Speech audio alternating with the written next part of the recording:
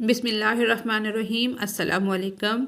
आज हम पीटीबी की जो न्यू बुक आई है इस्लामियात की, उसका बाब अव्वल और इसका जो अनवान है जीम अहदीस नबविया ख़तमुन नबीयीन सल्लल्लाहु अलैहि वालैहि वसहबिहि वसल्लम, इसको आज हम करेंगे। इसमें टोटल इस बार 20 हदीसें शामिल हैं जिनकी का तर्जमा दिया हुआ है बुक के अंदर और उनकी हमने तशरीह करनी है। हासिलात ताल्लुम इसमें ये है, ये सब डिटेल जो है ये हदीस के बारे में है कि हदीस क्या है और शरई इस्तिलाह में इसको क्या कहते हैं और इस पर खामोशी जिस पे इख्तियार की है उसका क्या मतलब है, मानी मफहूम, ये सब चीज़ें थोड़ी सी हम पढ़ लेंगे। उसके बाद हम हदीस की तरफ आएंगे।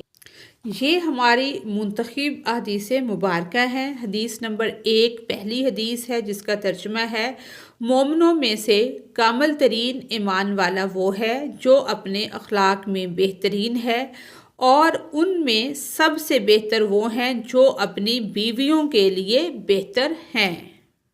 इन सब जो हदीसें जो 20 दी हुई हैं इनका हमने तर्जमा इधर से ही इनका हम याद करेंगे, बुक के ऊपर दिया हुआ है, और तशरीह इसकी हमने करनी है जो कि 5 नंबर का सवाल जो है पेपर में आता है।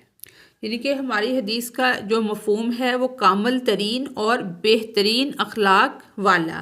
तर्जमा हमने इसका पढ़ लिया है और हम शेर पढ़ लेते हैं। कामल तरीन ईमान वाला बनता है तू अपना अच्छे अखलाक, मोमन के लिए ईमान की तकमील का पैमाना है अच्छे अखलाक। तशरीह इसकी यहाँ से शुरू हो रही है। अखलाक खुल्क की जमा है।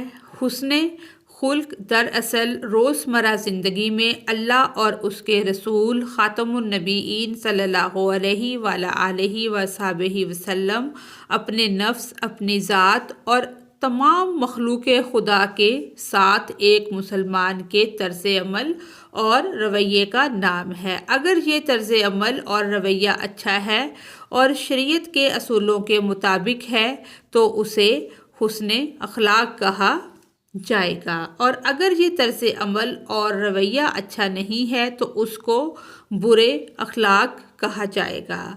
हुस्न खल्क ही एक ऐसा अमल है जिससे आपस की नफ़रतों को ना सिर्फ मोहब्बतों में बदला जा सकता है जबकि दुश्मनों के दिल में घर भी किया जा सकता है। रसूल अकरम ख़ातमुन नबीयीन सल्लल्लाहु अलैहि वसहबिहि वसल्लम ने तमाम उम्र सिर्फ हुस्ने खुल्क ही के हथियार से अपने बड़े बड़े दुश्मन को ज़ेर किया। दूसरे हिस्से में फरमाया कि बेहतरीन अखलाक वाला वो है जो अपने घर वालों, बीवी बच्चों से अखलाक से पेश आए, क्योंकि हदीस शरीफ में है तुम में से बेहतर वो है जो अपने घर वालों के लिए बेहतर है और मैं अपने घर वालों के लिए तुम सबसे बेहतर हूँ। यहाँ तक हमारी ये तशरीह बनती है। आगे हदीस नंबर 2 है जिसका मफहूम है छोटों पर रहम और बड़ों का हक पहचानना। इसका तर्जमा यूँ है, जो हमारे छोटों पर रहम नहीं करता और हमारे बड़ों का हक नहीं पहचानता वो हम में से नहीं। छोटों पर रहम और बड़ों का एहतराम जिसमें नहीं, हदीस शरीफ में नबी करीम सल्लल्लाहु अलैहि वसल्लम वसल्लम ने फरमाया वो हम में से नहीं। तशरीह इसकी ये है, रहम करना, नरम दिली से पेश आना रसूल अकरम ख़ातमुन नबीयीन सल्लल्लाहु अलैहि वसल्लम की अहम सिफ़त है। रहम करना अल्लाह ताला की सबसे गालिब सिफ़त है। रहम व हमदर्दी के ज़्यादा हकदार हमेशा छोटे हुआ करते हैं और उम्र इल्म में ज़्यादा बड़े लोग इज़्ज़त व तकरीम के ज़्यादा मुस्तहिक होते हैं। इसीलिए रसूल अकरम ख़ातमुन नबीयीन सल्लल्लाहु अलैहि वसल्लम ने इस हदीस शरीफ में ताकीद के साथ फरमाया है कि जो हमारे छोटों पर रहम नहीं करता और बड़ों की इज़्ज़त नहीं करता वो हम में से नहीं। बच्चों को मुनासिब तालीम व तरबियत से महरूम रखना, उन्हें शफ़क़त व हमदर्दी से महरूम करना है।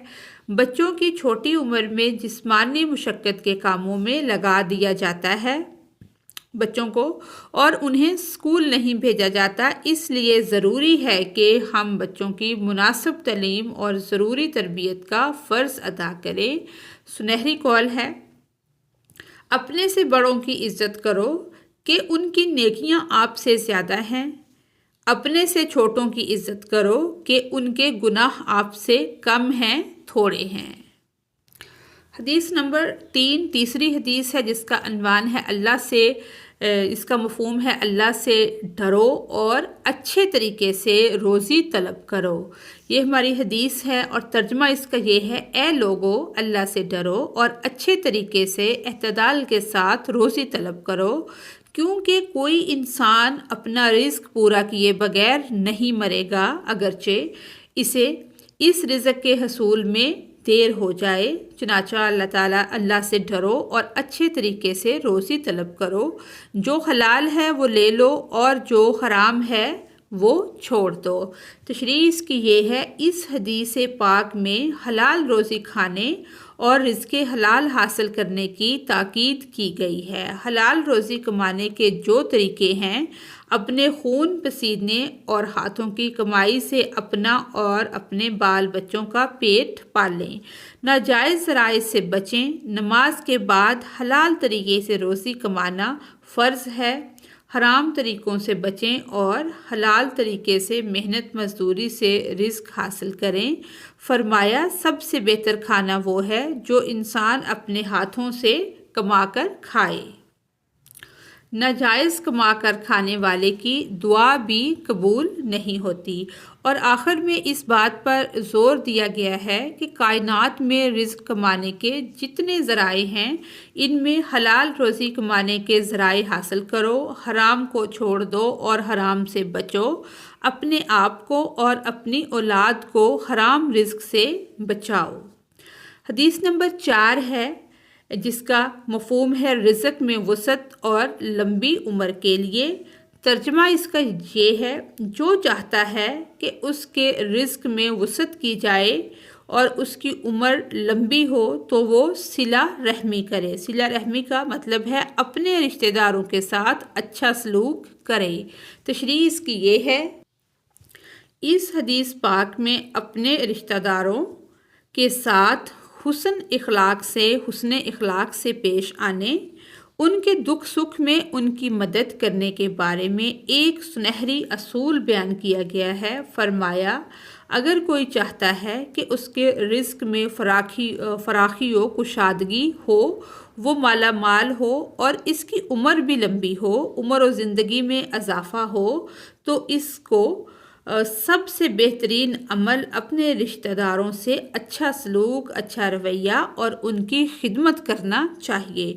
والدین کے بعد ہمارے سب سے قریبی اور مخلص ہمارے رشتہ دار ہیں چچا، ماموں، پھوپھیاں، ممانیاں، بھتیجے، بھانجے، سب قریبی رشتہ داروں سے ہمدردی سے پیش آئیں، ان کی خوشی غمی میں ان کا ساتھ دیں، تو اس کے نتیجے میں اللہ تعالیٰ آپ کی روزی اور عمر میں اضافہ فرما دے گا۔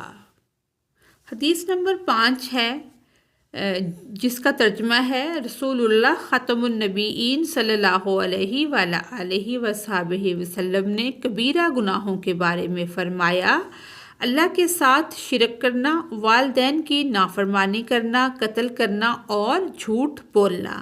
یعنی کہ مفہوم اس کا ہے کبیرہ گناہوں سے اجتناب۔ تشریح اس کی ہے، اس حدیث پاک میں بڑے بڑے گناہوں کا ذکر کیا گیا ہے۔ سب سے بڑے گناہوں میں اللہ تعالیٰ کے ساتھ کسی کو بھی انسان، جن، فرشتہ، بت کو شریک ٹھہرانا گناہ کبیرہ ہے۔ اور اللہ تعالیٰ نے فرمایا کہ ترجمہ، یقیناً شرک ظلم عظیم ہے، سب سے بڑا گناہ ہے، اور اللہ تعالیٰ سب گناہ معاف فرما دے گا، شرک کو کبھی معاف نہیں فرمائے گا۔ شرک کے بعد سب سے بڑا گناہ اپنے والدین کی نافرمانی ہے۔ فرمایا، ماں باپ ہی تمہاری جنت ہیں اور ماں باپ ہی تمہاری جہنم ہیں۔ اور پھر فرمایا کسی انسان کا قتل، کسی کی جان لینا بہت بڑا گناہ ہے، اور پھر جھوٹ بولنا سب سے بڑا گناہ ہے۔ انسان جھوٹ سے بچ جائے تو تمام گناہوں سے بچ جاتا ہے۔ ایک حدیث شریف میں ہے کہ ایک شخص نے کہا، مجھ میں بڑے عیب ہیں، چوری بھی کرتا ہوں، شراب بھی پیتا ہوں، جھوٹ بھی بولتا ہوں، مجھے نصیحت فرمائیں۔ آپ خاتم النبیین صلی اللہ علیہ وآلہ وصحبہ وسلم نے فرمایا، جھوٹ چھوڑ دے۔ اس نے جھوٹ چھوڑ دیا جس سے وہ سارے گناہوں سے بچ گیا۔ آج کی ویڈیو میں ہم نے یہ 5 حدیث مبارکہ کی ہیں۔ اگلی ویڈیو میں انشاءاللہ نیکسٹ ہم 5 حدیثیں کریں گے۔ آج کی ویڈیو یہیں پہ مکمل ہوتی ہے۔ اگر آپ کو میری ویڈیو سے کوئی رہنمائی مل رہی ہے تو میری ویڈیو کو لائک اور چینل کو سبسکرائب کریں۔ Thanks for watching us.